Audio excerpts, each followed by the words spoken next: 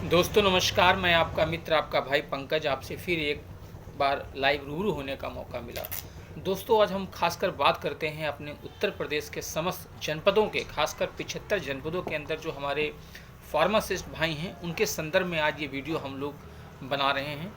दोस्तों अभी 7 दिसंबर को एक जानकारी प्राप्त हुई है, खासकर उत्तर प्रदेश शासन की ओर से उप सचिव जो हैं खासकर स्वास्थ्य महकमे के, उन्होंने एक शासनादेश जारी किया है कि उत्तर प्रदेश में फार्मासिस्टों की जो वैकेंसी होगी अब खासकर उत्तर प्रदेश अधीनस्थ सेवा चयन आयोग के माध्यम से की जाएगी। देखिए मैं आपको खासकर इसके बारे में बहुत विस्तृत जानकारी देता हूं, क्योंकि हमारे पास जो लगातार हमारे फार्मासिस्ट बंधु भाई हैं, लगातार अलग अलग वो खासकर संगठन से जुड़े हुए हमारे फार्मासिस्ट भाई हैं, उसमें खासकर उत्तर प्रदेश में अभी करीब 2-4 दिन पहले ही हमारे खासकर बेरोजगार फार्मासिस्ट एसोसिएशन के कई हमारे फार्मासिस्ट मित्र भाइयों ने बहुत बड़े पैमाने पर स्वास्थ्य भवन में जाकर एक बहुत बड़ी जनसभा को आयोजित किया था। हमारे कुछ मित्र और मिले, खासकर वो कानपुर महानगर जनपद के थे।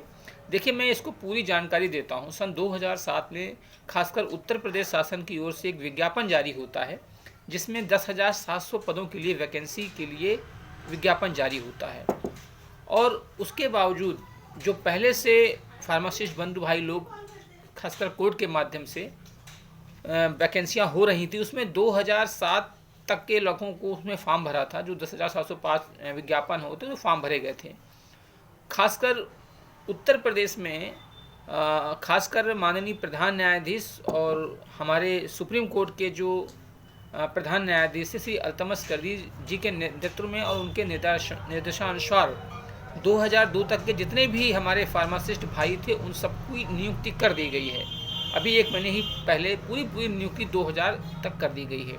देखिए जो खासकर फार्मेसी काउंसिल ऑफ इंडिया और उत्तर प्रदेश फार्मेसी काउंसिल है, उसमें कहीं भी कोई ऐसा शासनादेश गवर्नमेंट की ओर से निर्गत नहीं है कि जहां पर हमारे डिप्लोमा फार्मासिस्ट बंधु भाई हैं उनकी नियुक्ति जो की जाए वो आयोग के माध्यम से की जाए। मैं इसका पुरजोर विरोध करता हूँ, क्योंकि उत्तर प्रदेश शासन में लगातार फार्मासिस्ट भाइयों के साथ उनका बहुत भयंकर तरीके से उत्पीड़न लगातार किया जा रहा है। मैं आप सबसे ये कहना चाहता हूँ, खासकर उत्तर प्रदेश के माननीय मुख्यमंत्री से, माननीय राज्यपाल जी से, हमारे उत्तर प्रदेश के स्वास्थ्य मंत्री जी, उत्तर प्रदेश स्वास्थ्य चिकित्सा एवं स्वास्थ्य शिक्षा के जो हमारे महानिदेशक हैं और समस्त स्वास्थ्य विभाग के जो भी हुक्मरान हैं, हमारे ब्यूरोक्रेट्स नौकरशाह हैं, उन संबंध को ये मैं वीडियो देना चाहता हूं कि देखिए उत्तर प्रदेश के अंदर आज वर्तमान में जो खासकर स्वास्थ्य की सेवाएं हैं बदतर होती जा रही हैं। कोरोना महाकाल से लेकर अब तक का जो समय रहा, देखिए एक और तो फार्मेसी काउंसिल ऑफ इंडिया की गाइडलाइन है, वो ये कहते हैं कि जहाँ पर दवा वहाँ पर फार्मासिस्ट की अनिवार्यता 99 के 100% होनी चाहिए। उसका कहीं भी पूर्णतः पालन नहीं किया जा रहा है। मैं लगातार भारत सरकार की शासनादेश, उत्तर प्रदेश शासन के गाइडलाइंस का पूर्णतः उनका कहीं भी पालन नहीं हो रहा है। मानिए कि जिस प्रकार आज अगर गवर्नमेंट उत्तर प्रदेश अधीनस्थ सेवा चयन बोर्ड के माध्यम से वैकेंसियों को करेगी, तो जो 2007 में हमारे फार्मासिस्ट भाई थे, ये मानिए आज उनकी वर्तमान उम्र 42 साल और 40 साल हो गई है। इस उम्र में क्या वो एग्ज़ाम देंगे? उनको क्या किसी के बारे में आज जानकारी होगी? अपने जीवन में इतनी भागम भाग लाइफ में अपने परिवारों का कैसे जीवन गुजार रहे हैं। बच्चे बड़े हो गए हैं, उनको फीस देनी है, उनके अपने परिवार में बहनों की शादी करनी है, और गवर्नमेंट बिल्कुल ध्यान नहीं दे रही है। मैं उत्तर प्रदेश शासन, खासकर वर्तमान सरकार और पूर्ववर्ती सरकारों को भी कहना चाहता हूँ, क्योंकि फार्मासिस्ट बंधुओं के साथ जिस प्रकार उनके साथ प्रदेश सरकार सौतेला व्यवहार कर रही है, इसकी हम घोर निंदा करते हैं।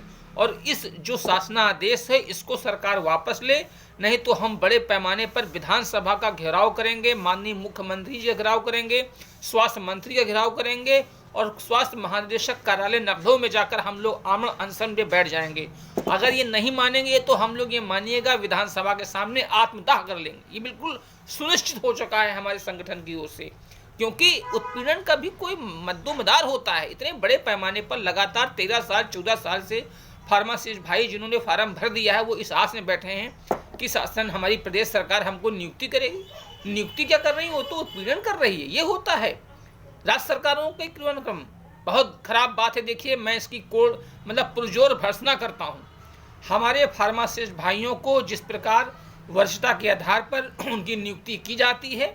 हम उत्तर प्रदेश शासन से माननीय भारत सरकार के प्रधानमंत्री जी से ये आग्रह करते हैं, अगर ये वीडियो किसी प्रकार उन तक पहुँचे तो आप माननीय मुख्यमंत्री उत्तर प्रदेश शासन जी को लिखित और अवगत कराइए कि बहुत बड़े पैमाने पर उत्तर प्रदेश के 75 जनपदों में, ये मान लीजिए 19 मंडल है पूरे उत्तर प्रदेश के अंतर्गत, उसमें फार्मासिस्टों की इतनी दुर्गति है इस समय।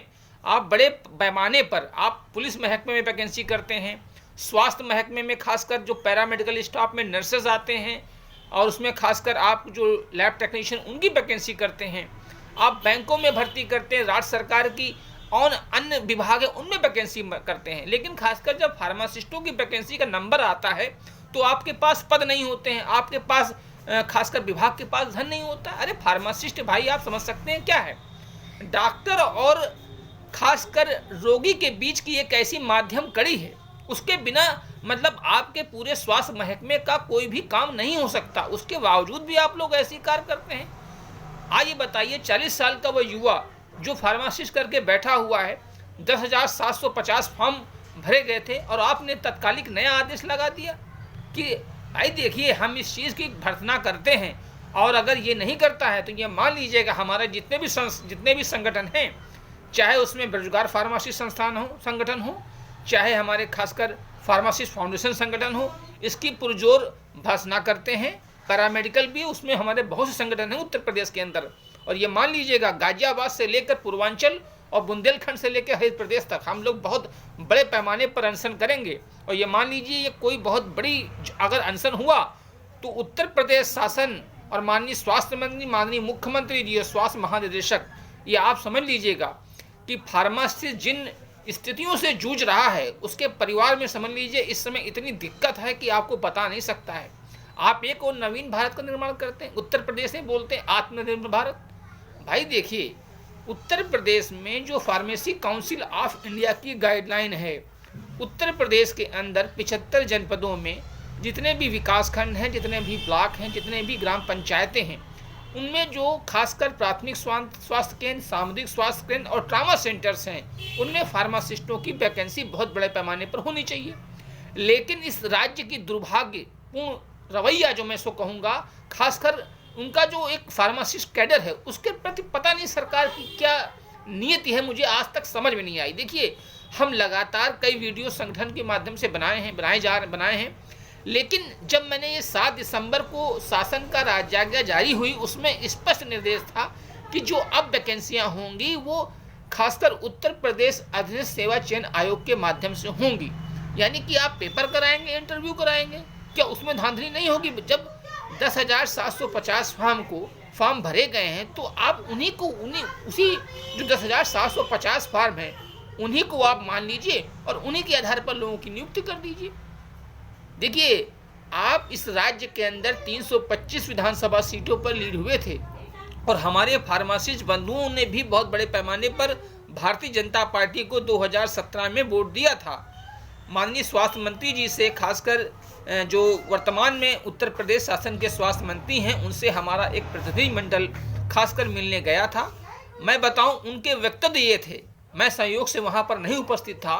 उन्होंने कहा है कि आप 1.5 साल बचा है, सरकार को बदल दीजिए, नई सरकार आएगी उसमें। ये कोई कहने की बात होती है? आप उत्तर प्रदेश शासन के एक स्वास्थ्य मंत्री के रूप में अपने वक्तव्य को रख रहे हैं। आपके कहे गए शब्द इस देश के अंदर क्या प्रभाव डाल सकते हैं? हमारे भारत के नौनिहाल उत्तर प्रदेश के खासकर जो फार्मासिस्ट बंधु हैं, हमारे मतलब वो मानिए वो किस प्रताड़ना से वो जी रहे हैं, आप इसकी कल्पना नहीं कर सकते हैं। लगातार उनके साथ इतना बड़ा दुर्व्यवहार हो रहा है जिसको हम शब्दों में बयान नहीं कर सकते हैं। हमारे जितने भी संगठन हैं, उत्तर प्रदेश अधीनस्थ सेवा चयन आयोग जो आपने बनाया है, इस खासकर शासनादेश को आप पूर्णतः वापस ले लीजिए। मैं इसको एक विचार विमर्श करिए आप, खासकर माननीय मुख्यमंत्री जी, स्वास्थ्य मंत्री जी, स्वास्थ्य मीटिंग करिए और उसमें जो वरिष्ठता सीनियरिटी के आधार पर लगातार 2000 तक जिस प्रकार पदों का नियुक्ति करी गई है, आप उसी प्रकार की नियुक्ति करिए। हमारे पड़ोसी राज्य हैं, राजस्थान कैडर में बताऊं, उत्तराखंड कैडर में बताऊं, वहाँ पर जो फार्मासिस्ट बंधु थे उनकी नियुक्ति कर दी गई है। खाली उत्तर प्रदेश इकलौता एक ऐसा राज्य है जहां पर जो भी नियुक्ति होती है बड़े पैमाने पर वो कोर्ट के आदेशानुसार होती है। अगर कोर्ट के आदेशानुसार वैकेंसी होती है तो फिर राज्य सरकार को काम क्या है भाई? राज्य सरकार युवा क्या चाहता है? उत्तर प्रदेश शासन, उत्तर प्रदेश के जो हमारे निवासी हैं वहाँ का युवा क्या चाहता है? उसको अगर आप रोजगार सृजन नहीं कर पाएंगे, वो डिप्लोमा करके बैठा है, 15-15 साल हो गए हैं, डिग्री करके बैठा है, अब उसको रोजगार उनको नहीं दे पा रहे जिन्होंने फार्म भर रखा है। मतलब उत्तर प्रदेश शासन की तो इंतहा हो गई हमारे फार्मासिस्ट बंधुओं के साथ। क्या कोई वो बाहर से आया हुआ व्यक्ति है कि आसमान से उतर के आया? अरे यहीं का तो प्राणी है, आपके ही राज्य का वो वोट देता है, सारी चीज़ों को करता है। अभी कोरोना काल में समझ लीजिए हमारे फार्मासिस्ट बंधु जो भी संगठन थे बेचारों ने अपने निजी कोष से जो मदद कर सकते थे बड़े पैमाने पर, खासकर कैंप लगाकर स्वास्थ्य शिविरों का आयोजन किया। लगातार वो कुछ न कुछ ऐसे कार्यों को क्रियान्वित करते रहते हैं जिससे ये मानिएगा बहुत बड़े पैमाने पर उत्तर प्रदेश शासन के प्रति आज एक ऐसा हमारे फार्मासिस्ट बंधुओं का रोष है। क्योंकि देखिए फार्मासिस्ट एक ऐसी कड़ी है, खासकर compounding and dispensing called by the pharmacist. लेकिन आज की वर्तमान प्रणाली है, आप किसी भी CSC PSC में जाइए, डिस्ट्रिक्ट हॉस्पिटल में जाइए, जिला चिकित्सालय में जाइए, वहाँ पर वार्ड बॉय के माध्यम से इंजेक्शन लगा रहा, वो दवा बांट रहा, यही कोई बात होती है? लगातार जब शासन का ऐसा गाइडलाइन है, फार्मेसी काउंसिल ऑफ इंडिया की गाइडलाइन है कि जहाँ पर दवा वहाँ पर फार्मासिस्ट की अनिवार्यता होनी चाहिए, उसके बावजूद भी अगर ऐसे कार्यों को नहीं किया जा रहा है तो माननीय भारत के प्रधानमंत्री, माननीय राष्ट्रपति, इन सबसे मेरा आग्रह है कि उत्तर प्रदेश राज्य के खासकर फार्मासिस्ट बंधुओं के लिए, उनके जीवन के यापन के लिए आप लोग एक ऐसी रणनीति बनाइए। क्योंकि अगर आप लोग ऐसी रणनीति नहीं बनाएंगे तो ये मान लीजिएगा विधानसभा के आमने जब सत्याग्रह आंदोलन हो जाएगा तो उसमें कोई ना कोई फार्मासिस्ट भाई आत्मदाह कर लेगा। ये समझ लीजिएगा, मैं राज्य सरकार को ये चेतावनी दे रहा हूँ। क्योंकि ये एक बहुत बड़ी लंबी प्रक्रिया है। 13-13 साल, 15-15 साल से फार्मासिस्ट बंधु भाई इस आस से बैठे हैं कि राज्य सरकार हमको नियुक्ति दे देगी। अब आज 2020 खत्म, 2021 में प्रवेश करने वाले हैं, उनके बच्चे बड़े हो गए हैं, वो अपने बच्चों की फीस नहीं भर पा रहे हैं, उनके पास कोई ऐसा जॉब तो है ही नहीं। इसी के साथ मैं सभी खासकर उत्तर प्रदेश के 75 जनपदों के में फार्मासिस्ट भाइयों की ओर से बोल रहा हूं कि आप जो इस शासनादेश को लाए हैं इसको पूर्णतः निरस्त कर दीजिए। माननीय मुख्यमंत्री जी से विनम्र आग्रह है हमारे समस्त संगठन उत्तर प्रदेश फार्मासिस्ट भाइयों की ओर से कि आप नियुक्ति की प्रक्रिया जिस प्रकार लगातार हो रही है, खासकर वरिष्ठता के क्रम में, उसी क्रम को रखिए। क्योंकि देखिए देश के अंदर युवा आज वैसे ही परेशान है। आज देश के अंदर एक ऐसी आर्थिक स्थिति है जहां पर हमारे जो खासकर युवा हैं, भारत के नवीन भविष्य हैं, अगर उनके साथ इतने बड़े पैमाने पर खिलवाड़ होगा तो जनमानस में आपका और आपके पार्टी का एक ऐसा प्रसार और प्रचार होगा जिससे आपको 2022 में, क्योंकि विधानसभा चुनाव होने हैं, अगर कहीं बड़े पैमाने पर युवा आपसे निकल गया तो ये मान लीजिए आप सत्ता में वापसी नहीं कर पाएंगे। क्योंकि ये वीडियो हम इतने अंतः दुखी मन से बना रहे हैं कि लगातार एक इंतहा होती है, लगातार कोर्ट के आदेश अनुसार वैकेंसियां हो रही हैं। राज्य सरकारें अपने आप को पता नहीं क्यों वैकेंसी नहीं कर पाती। जब आप पुलिस में करते हैं, अध्यापक की वैकेंसी करते हैं, तो फार्मासिस्ट तो एक अभूतपूर्व कड़ी है। बिना फार्मासिस्ट के तो दवाओं का वितरण ही नहीं हो सकता है। ये मान लीजिए स्वास्थ्य चिकित्सा और स्वास्थ्य कल्याण में फार्मासिस्ट का सबसे अहम योगदान है। इसी के साथ मैं अपनी बातों को यहाँ पे विराम देता हूँ और आपसे आशा करता हूँ उत्तर प्रदेश के माननीय मुख्यमंत्री, भारत के प्रधानमंत्री, माननीय राज्यपाल महोदय और माननीय राष्ट्रपति के पास कि इन खासकर उत्तर प्रदेश सरकार को इस शासन आदेश को निरस्त करिए। धन्यवाद। जय हिंद, जय भारत, जय जवान, जय किसान, जय विज्ञान।